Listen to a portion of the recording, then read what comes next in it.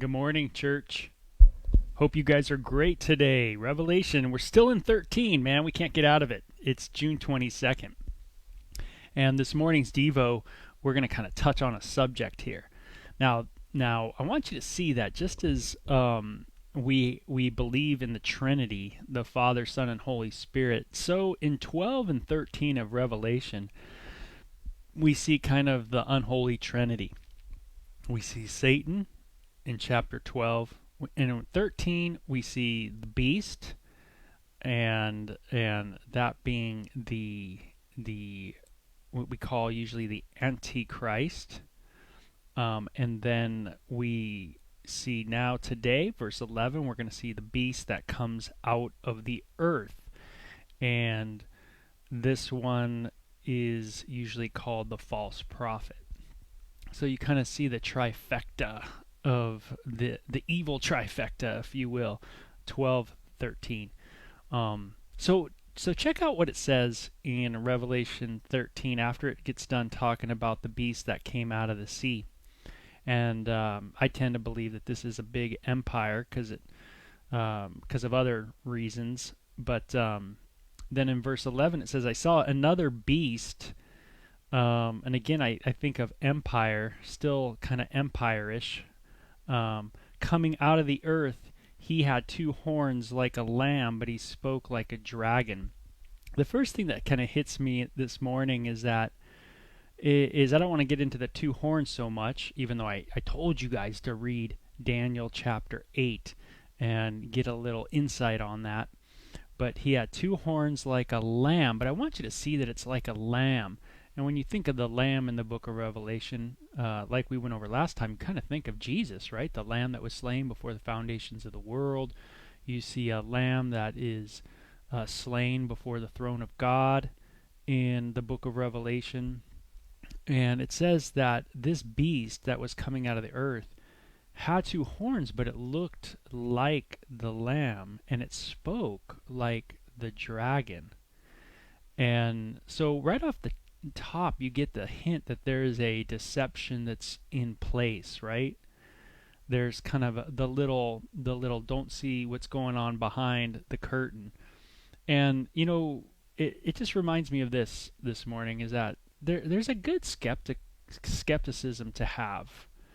And sometimes we're overly skeptical in life, and we can be skeptical of everything to the point where it's hard. We don't even go into conversations with people because we're just like, we're just so skeptical. We're just like, whatever, and that's never good. Like, it's so hard to have dialogue when you just have an over skepticism that's in your heart. And it's almost like you already know what you're gonna say to someone, even though they're trying to explain to you what they think or what they believe or their observations, but you already are set. You already have the Rolodex in line, and so you're really not paying attention to anybody. You're really not listening to them at all. You're just basically ready to throw out, get the Rolodex out in your brain and just go with the next card.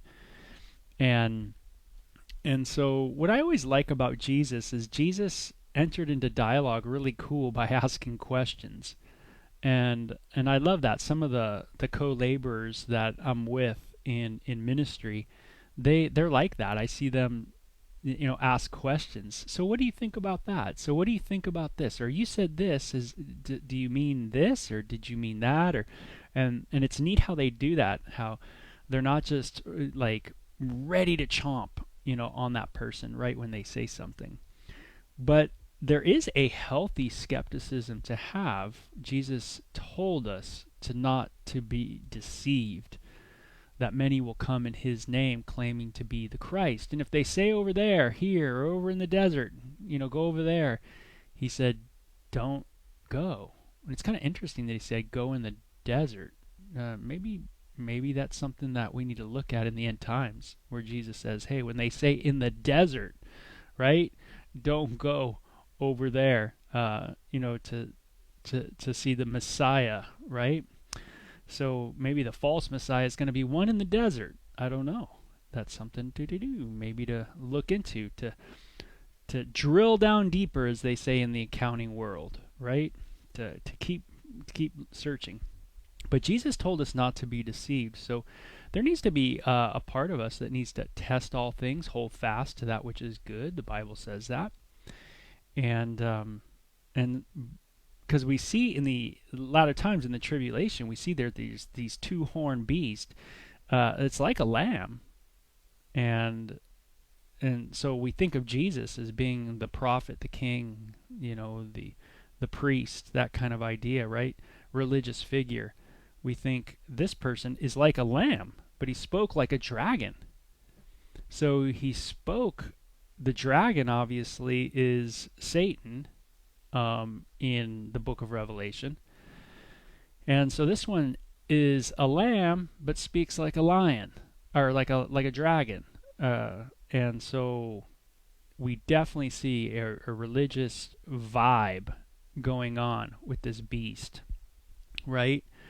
And so again, we see in the tribulation not a lack of religion, but we see a antichrist religion. But he spoke like a dragon, and he exercised all authority of the first beast on his behalf. So he works with the empire, right? And made the earth and its inhabitants worship the first beast, right?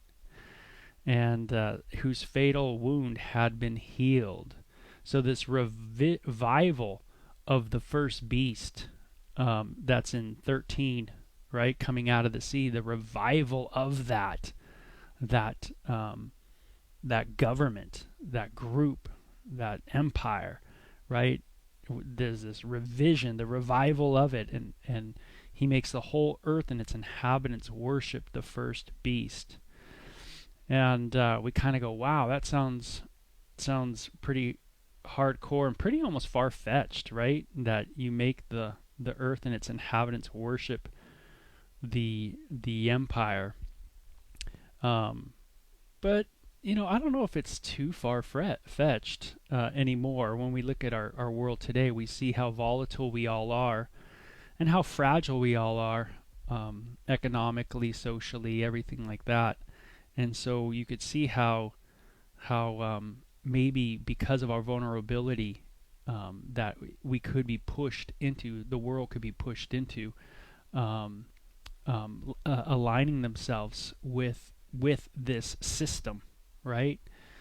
And it says he performed great and miraculous signs, even causing fire to come down from heaven to earth in full view of men. So very prophet-like, because of the signs he was given power to do on behalf of the first beast. So you can see there's a giving of power, and they're working together. And it says he deceived the inhabitants of the earth. So it says he deceived. Now, what we want to work on today to make sure that we're kind of doing the right thing is we want to make sure that we're not deceived, like we've already talked about. Paul says in 2 Thessalonians that the coming of the lawless one will be in accordance with all the work of Satan, displayed in all kinds of counterfeit miracles. So that sounds a lot like this, right? That he spoke like a dragon. The beast that came out of the earth spoke like a dragon, spoke like Satan. And Paul says that it's all the work of Satan, displayed in all kinds of counterfeit miracles, signs and wonders, and every sort of evil that deceives those who are perishing. So there's that deceiving word again, right?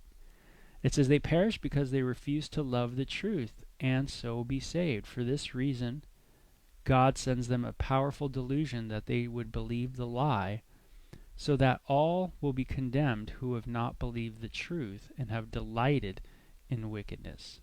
So there's a deception going on, something that's people have refused the love of the truth. So instead of loving the truth, they have gone after powerful delusions, right? That's what it says. And they're given over to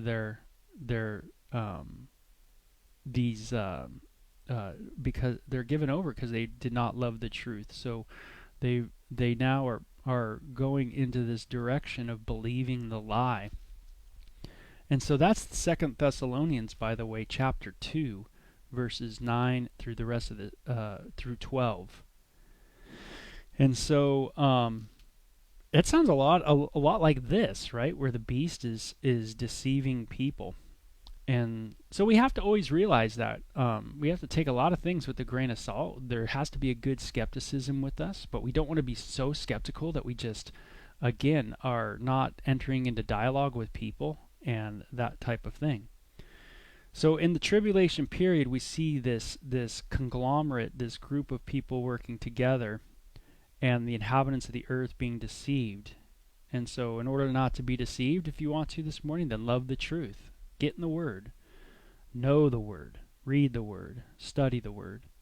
It says, he ordered them to set up an image in honor of the beast who was wounded by the sword and yet lived.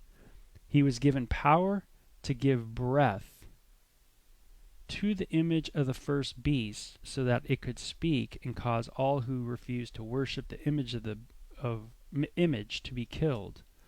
He also forced everyone, small and great, rich or poor, free or slave, to receive a mark on his right hand or on his forehead, so that no one would buy or sell unless he had the mark, which is the name of the beast or the number of his name. This calls for wisdom. If anyone has insight, let him calculate the number of the beast, for it is the man's number. His number is 600 or 666. No, I hear a song playing in my mind. When I was a kid, that passage was in a heavy metal song, and it just rocked my world. You know, I just thought, wow, man, the Bible, what a trip. But there's some words that I'd like you to just think about in the Devo this morning, and that is, the first thing is the idea of image. And I wrote some things down just in the Bible about image. An image can be an object in the temple. I saw that in Hosea chapter 3. It can be an emblem. It can be like the image of Caesar on the coin. Jesus says, "Hey, whose image is on the coin?" It can be an idol, like Nebuchadnezzar in the book of Daniel, the king of Babylon, set up a image of that was to be bowed to. So it can be a false idol. And number 4, it can be like in the likeness of. And I'm going to read to you, I want to read Romans 8 to help you see this when it comes to image. 8:29. And this says, for those of God who God foreknew, he also predestined to be conformed into the image of his Son, that he might be the firstborn among many brethren. So this is talking about us being made into the image of God, right? So Colossians 3 talks about that too, being conformed in the image of Christ, transformed into the image of Christ, into his image. So we become in his likeness. So it's kind of interesting that that word image is being used, right? That the beast, it says he gives breath to this image, whatever this is, whatever idol, something that is conforming to the image of this Antichrist, something that's an emblem that's moving people, that's representative of the Antichrist, something that's within its religious system that is pointing to the beast, and in turn Satan, false worship, that kind of thing. So those things I think of when I think about this little study on image. But I also want you to see the idea of name.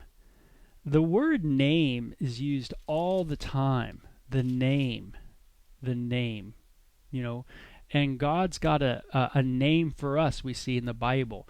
He's conforming us to his image, his name, and he's pulling us towards him. He's giving us a new name. He's marking us. We saw that in the book of Revelation, that he marks his people, right? He puts a mark on them. And then we see the same type of thing with the Antichrist empire and the people and their personas, that there is a marking of them as well. There is a um, a a identification, a name that is with them as well.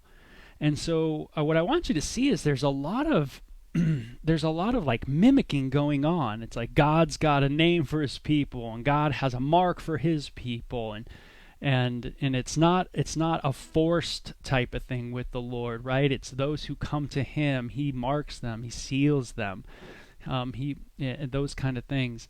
He protects those, but this Antichrist has a name for his people too, and he forces to put a mark on the people.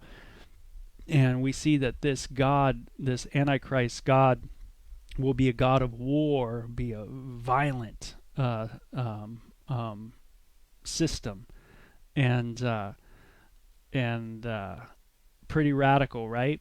So I just wanted you to see how things mimic, and that it makes us really have to have wisdom, and that's why I think it always tells us, like, you know, he who has wisdom,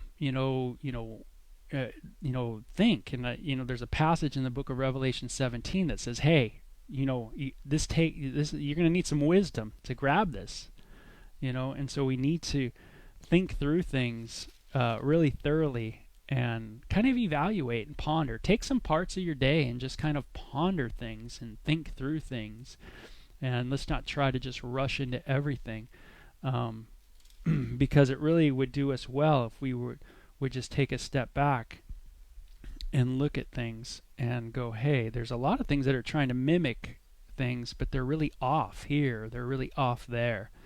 And so we need to be able to evaluate well, and that takes time and it takes a lot of thought. So it's kind of interesting how this ends, right? Where it ends with, God, where God marks his people in a loving way, and this is that the Antichrist marks people, forces people, and marks them in a coerced kind of way. And so with that, we kind of end the dragon, the beast out of the sea, and the beast out of the earth.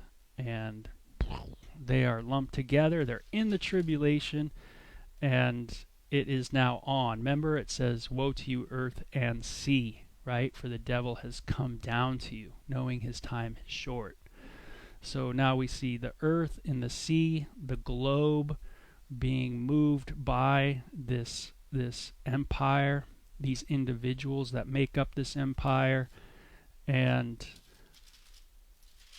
it's going to go south pretty quick. So we're going to see some good things, though, in the next chapter.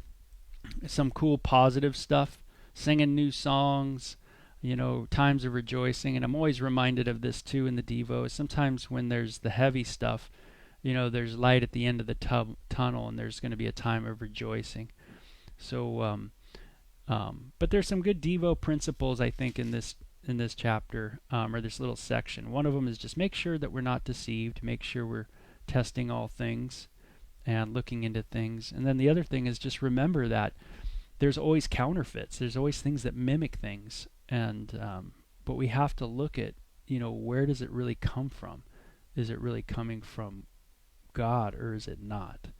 So good things to look at, good things to think about, ponder a little bit. And remember, when you're in dialogue or when you're in conversations with people, try to get into dialogue and not just try to pull out your Rolodex card of what you're going to say next. Just ask questions, and get to know people, get to know why they believe what they believe, and where they're getting their information from.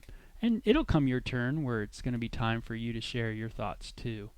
But that way you can learn to be a friend too, and not just be someone who's just out to pull out some great academic things that you learned, or we learned. So you guys take care, okay? Have a great day.